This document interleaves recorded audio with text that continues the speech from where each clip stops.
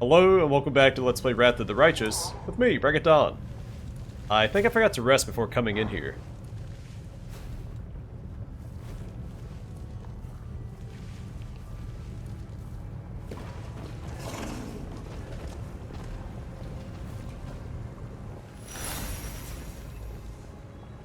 So let's do that real quick. We'll buff up and proceed. Hey Sosiel, I heard you like to play cards. Want a game? You want to clean out my pockets.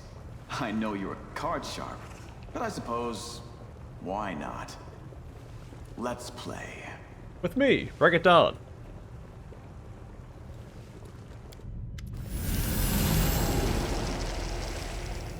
Sosiel's expression is a mix of shyness and resolve. Dropping to one knee in front of you, he hands you a wilted crimson flower. It may seem there is no place for beauty here in the Worldwound, yet flowers grow even in this desolate place. But this flower's beauty is no match for yours. Please, accept it. Who else should have it but you, the true flower of this wasteland, whose presence makes the hardships of military life bearable for us all.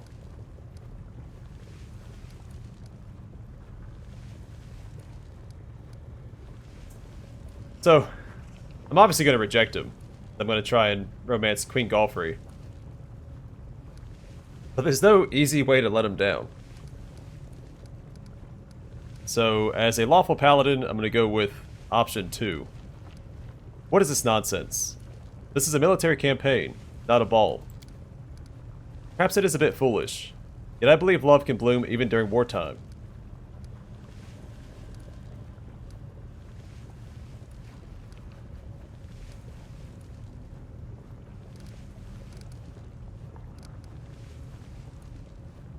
Did you pluck this flower here in the Worldwound? Are you sure it isn't poisonous? With a shudder, Sosiel drops the flower. He remains on one knee, looking at you in confusion.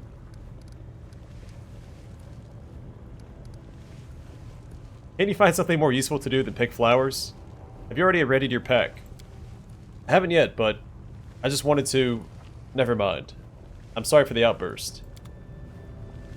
I'm always ready.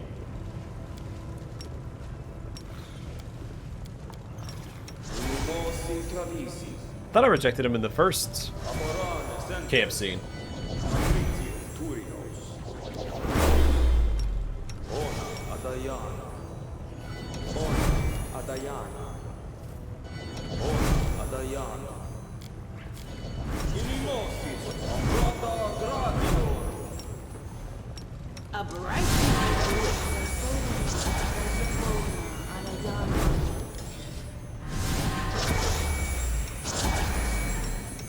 My tail is restless.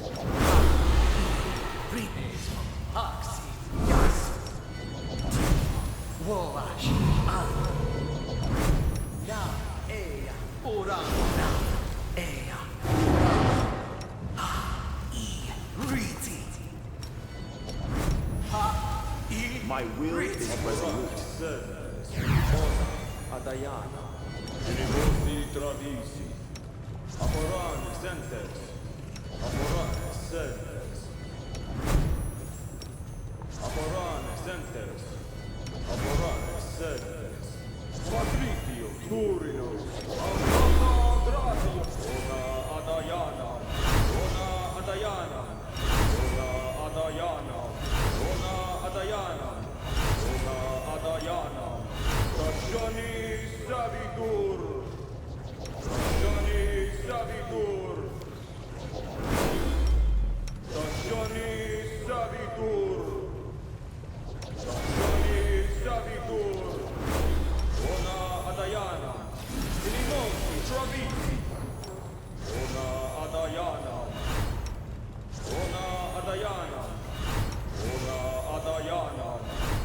Are we in trouble yet?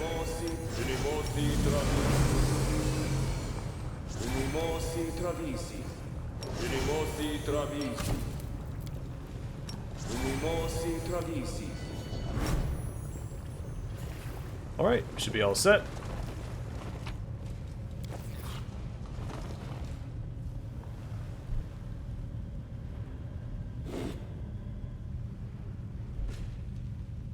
Feathered beast, I took all of you. Get your talons off me. Yathkleth, Kanya, Revok something? Oh, cursor's in the middle of the screen. Thomas, what have they done to you? You monsters. Beasts. Now get the second one over here.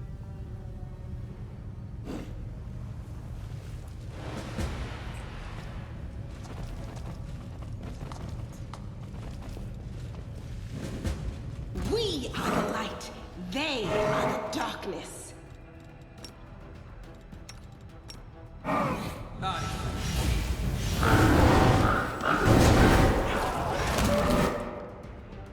You've crossed the wrong No glory without risk.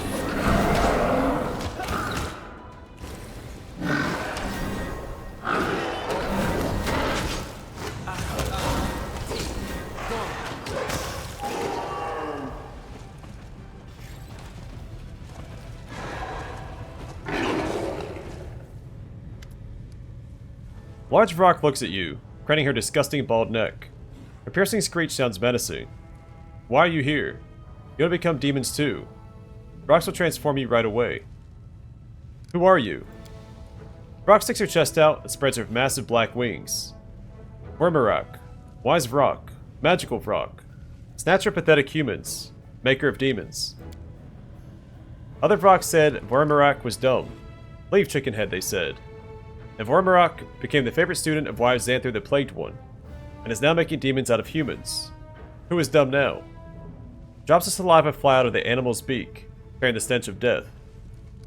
What are you doing here? Unblinking bird eyes stare at you. Wormerak is making an army.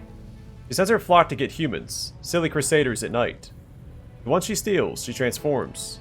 Makes good demons, with sharp teeth, who will kill you. Ah ha ha ha. The Vrock bursts into shameless, screeching laughter as she looks at her deformed prisoners. Wise Xanther the Plagued One told her to fly here and gather an army. Harm humans. He doesn't have time to do it himself. He's busy reading and thinking. He said he would give the Vrock horrific power, like the strongest demons have. Wise Xanther the Plagued One knows the secret. How to pour more power into demons. When he rewards the Vrock, she'll tear off the heads of everyone who banished Wormerak. And with the others, she'll hunt you from the skies. Pathetic humans. Let me get this straight. You served a wise mage, but he sent you somewhere far away. Here, with a very important task.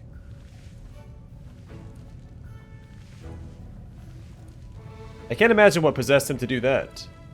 Who could refuse such a passionate and quick-witted helper? I'm sure he's lost without you. The Vrock laughs triumphantly. Stupid mortal. Wise Xanther the Plagued One would never get lost. He is too clever. Where did you learn how to turn humans into demons?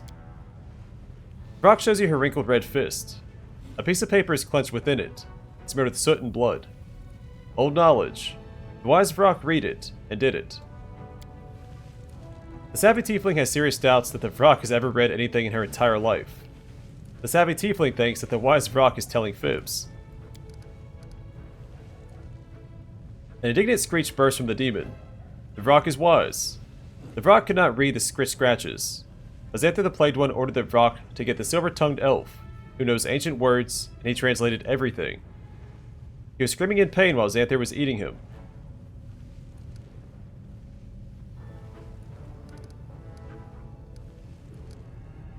The silver-tongued elf. Is that someone we should know?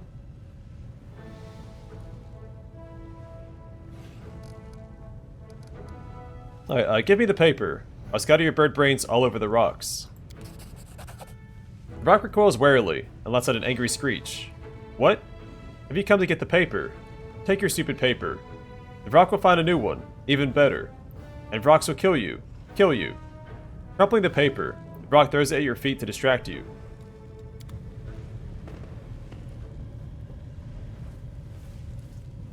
That Vrock is tied to the... They will break against our resolve. Is that a half-elf we met the Tower of Estrad, and the halfling that we rescued in Leper's Smile. Don't hold back!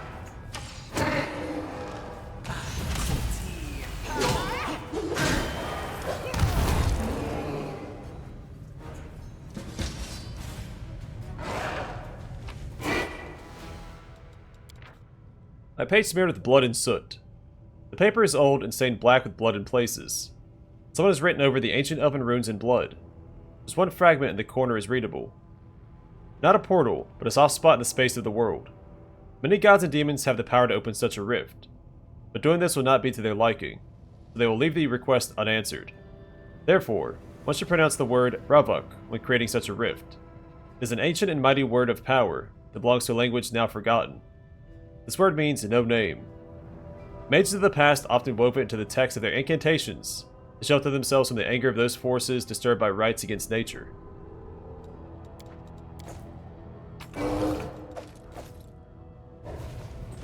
I'm gone. Might be trap, might be treasure.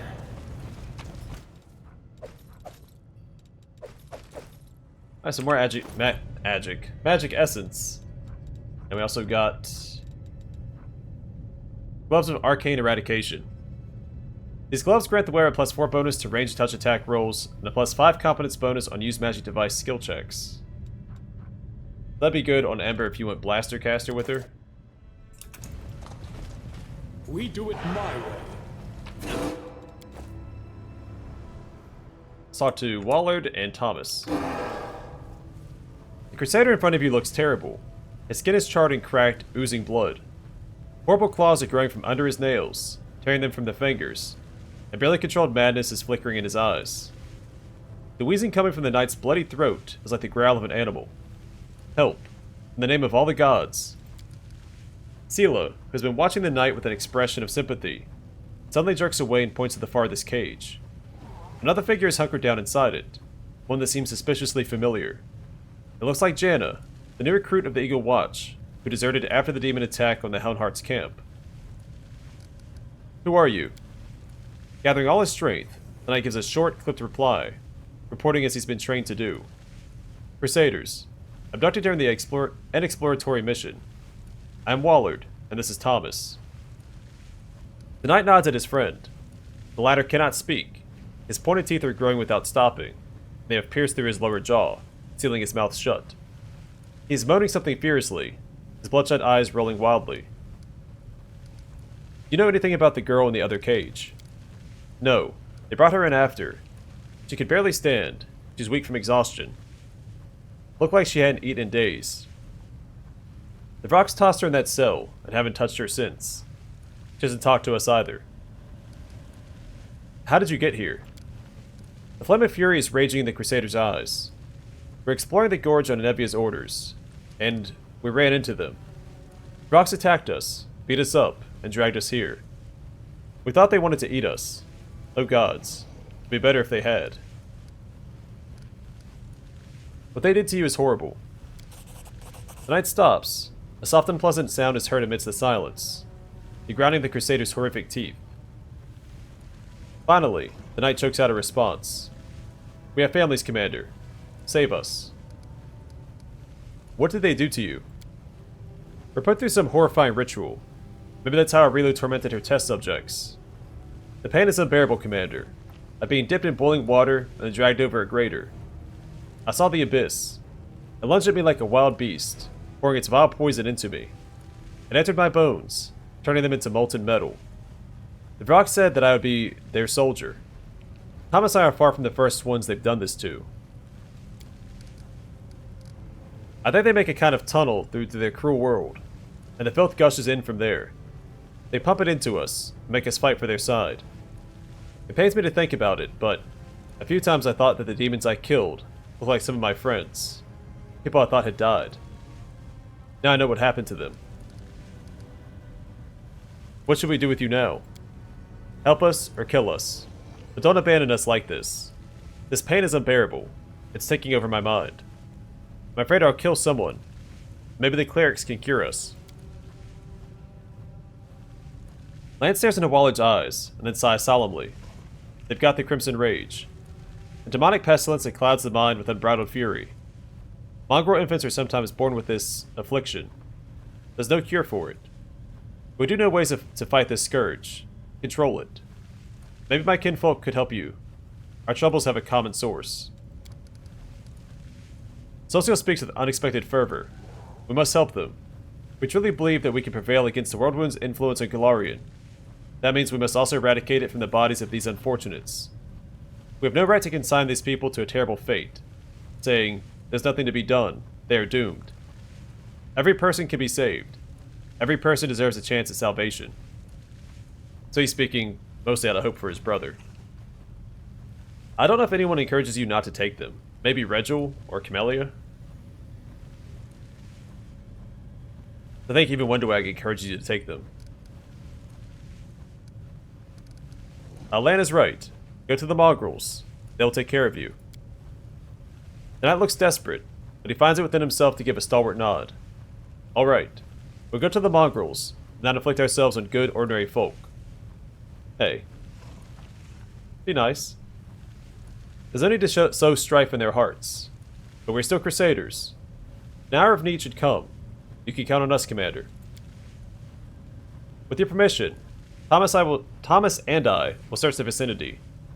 Now that the Vrocks have been ousted, we need to gather their poor victims. We'll make sure they make it... We'll make sure they make it to the mongrels. Follow if you dare. The girl raises her eyes to you. She is deathly pale, either from exhaustion or terror, you don't know. Knight Commander, it's you. Jannah, by the gods. Come on, look alive. We're gonna get you out. How did you wind up here? I got lost. I lost my way when I ran. I walked and walked with no food. And then the Vrocks came and... She shudders and peers around with haunted eyes. Did they perform the ritual on you? The one they did on the 2 captured Crusaders? Not before you got here. But they said I'd be next. And I couldn't do anything. I just had to watch and wait. So what am I supposed to do with you now? She gathers her remaining scraps of strength and takes a deep breath. I know you're angry with me because I ran. I left you in the middle of a fight against the demons. I deserted my duty. But it was my first real battle against actual demons.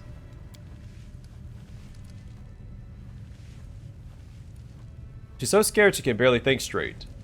We need to get her out of here. Yeah, she's a deserter of the Eagle Watch. We can rescue her, but afterward, she's gone straight into a cell. But Commander... Jannah starts to speak in a rush of words. It seems she's reached the limit of her fear. Back home in Mavon, everyone always praised me for my fencing skills. I mainly fence in tournaments and duels. A couple of times I came up against actual marauders. I won every encounter. I always won, and I thought I'd come to Mendev, join the Crusaders, and cover myself in real glory. The truth is, I soon realized that I'd been a foolish, silly girl. I realized it before the attack on Canabras. But then I met you, Sela, and that changed everything. Everything came so easily to you. You could fall into the caves below Canabras, survive terrible dangers, and then turn around and order a tankard of ale in the tavern like it was nothing. We went on the attack on the great garrison, and came back stronger than ever, now a companion of Iomede's chosen one. And then there's your motto, no glory without risk. You were the heroine I'd always imagined myself to be, and that's why I insisted on going with you after those demons. I wanted to keep up with you, to prove I was as good as you, and look where it's led me. Jannah breaks into racking sobs. Sela looks shaken and distraught. Gritting her teeth, she turns away. You heard what the commander said, Jannah. Wait here. The soldiers from Dresden will come for you and take you to prison. If it counts for anything, I'm sorry. It's probably a little harsh for my paladin, but that's okay. Help those soldiers from Dresden hurry up. I'd rather be in prison than here. Because I haven't taken very many lawful options on my paladin, so I need to take a few here and there just to maintain the balance.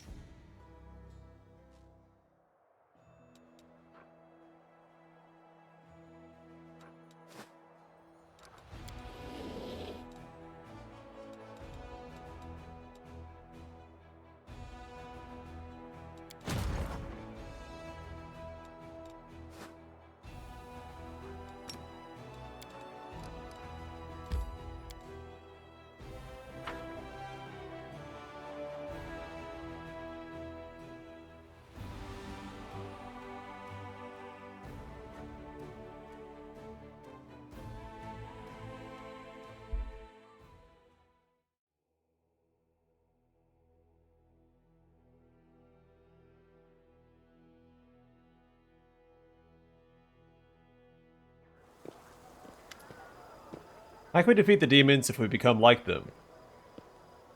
Some say that being a kind person is hard work, that most people can't do it. Is that true? Look at the people standing next to you. Don't you want to love these people? Is it so hard to smile at them? To say a kind word? To share with those in need? Don't you feel joy when you do something good for others? And isn't it wonderful when they do the same for you? Kindness is the easiest and most pleasant thing in the world.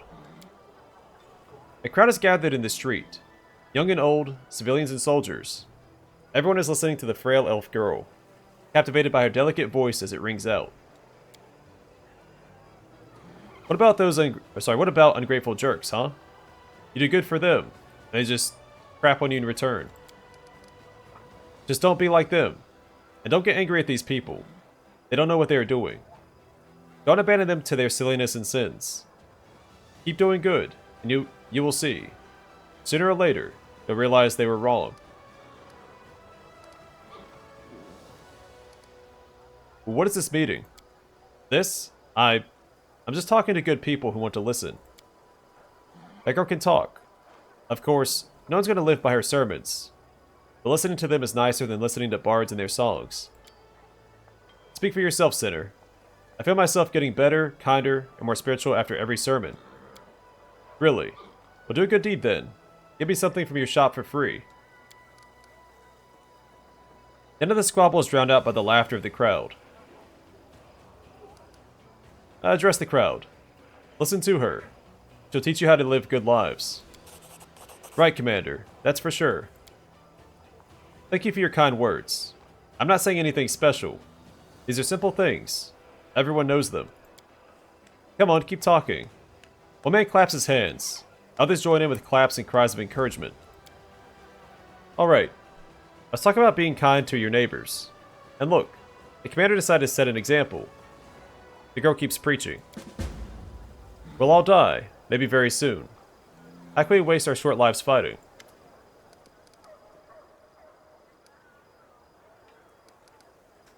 Ember? Oh, it's easy to say love other people. Have you seen the mugs on some folk? There's nothing more pleasant than making someone happier. The girl has a way with words. I like listening to her.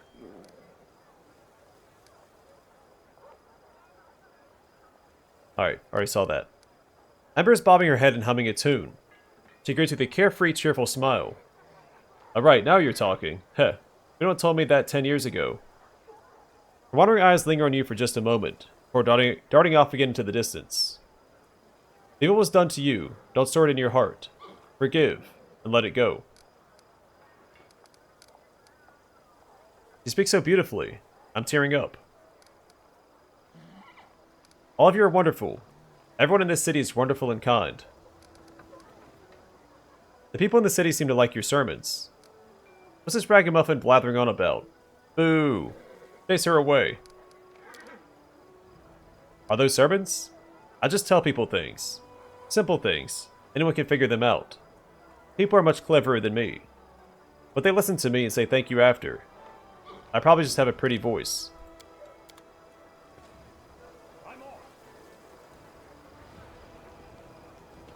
You need that event to trigger for her next quest.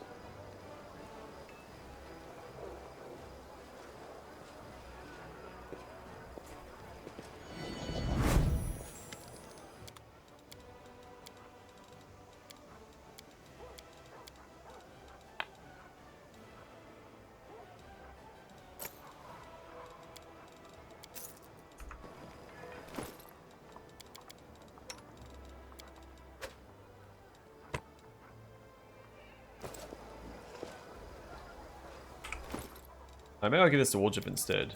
He is going Magus.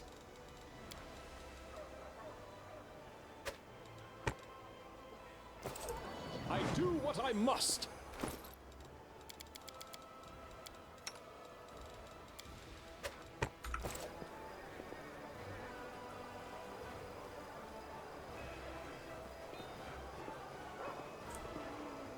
Let's go to the prison. And see if Jannah's there. It's time to act!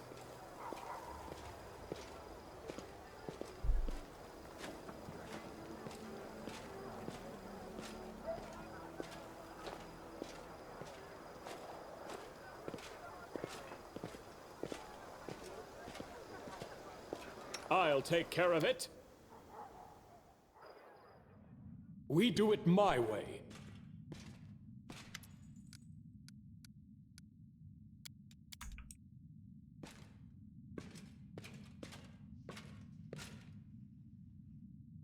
Follow if you dare. Alright, can't talk to Jannah. I can probably talk to Sela, though.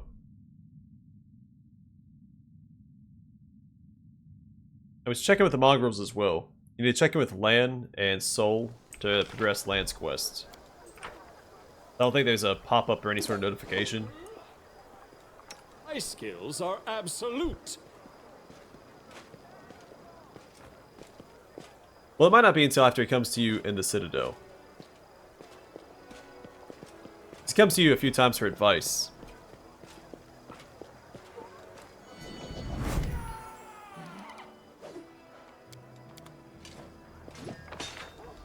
We'll check in anyway, since we're over here.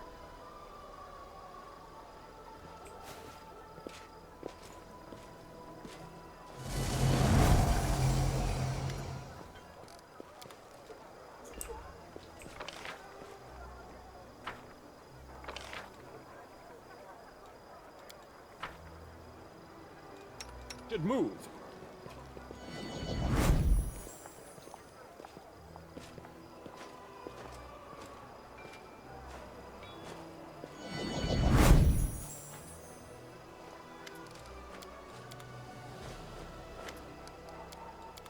I do what I must. Oh, here we go. I hand over the bloodstained page. I found it in the Molten Scar. The Storyteller cringes and puts his hand on the bloodstained page. His face contorts into a painful grimace, his voice trembling with terror. No, he is here again. That terrible grating voice. The horrific semblance of a face. The monstrous appearance. Myriad insects forming a body with 2 arms and 2 legs. He touches me, and the disgusting creatures attack my flesh, covering me. They're eating me. They're hungry and will devour everything except my eyes and tongue, so I can see this darn page. So that I can translate the runes written in the ancient, long-forgotten elven language. And I translate. It hurts so much. I try to lie to him. I changed the translation. But he saw through my lie. He got angry. No, I'm not lying. I'm not. He takes one of the insects from my face, and squishes it with his fingers over the inkwell. Then he dips the quill in it, and writes with my blood right over the runes. And I continue to dictate. Calistria, when will this be over? Let me die. Xanthir, let me die. The Storyteller jerks back his hand, terrified. Oh gods, such horrible torture. This poor man was tortured to decrypt my notes. He was so tormented that his suffering became thick like molasses. My mind is drowning in it. My own memories are hidden by these images of horror. I can try to get through to them, but I'll need your help. Tell me everything you've seen and heard. I'll try to lean on your words. Use them as a light in the darkness of my forgotten past. The Storyteller takes the bloodstained page carefully, as though handling a dangerous insect. I see a magic shape. There's a force pulsating in the center. You've seen the ritual. Tell me, what was its central point? Its magic knot?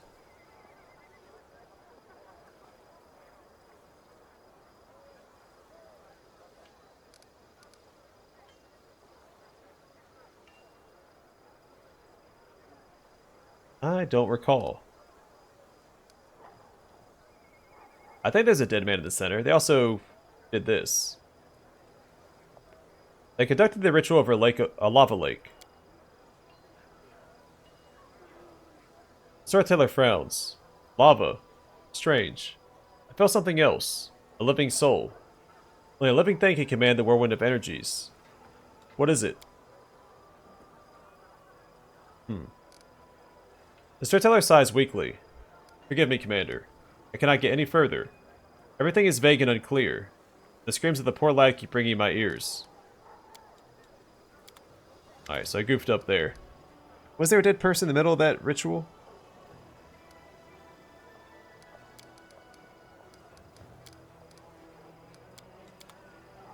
Well, that's my bad. I'd never taken the lava option before, so I wanted to give it a shot. Alright, I'm going to call it here. Next time we have some councils to take care of in the Citadel, so we'll do that. Handle some more decrees, and then we'll set out towards Winter Sun. We also have 2 demonic armies to intercept, but Setsuna's shy. And that's the plan for next time. So for now, thanks for watching. I have to see you guys in the next one.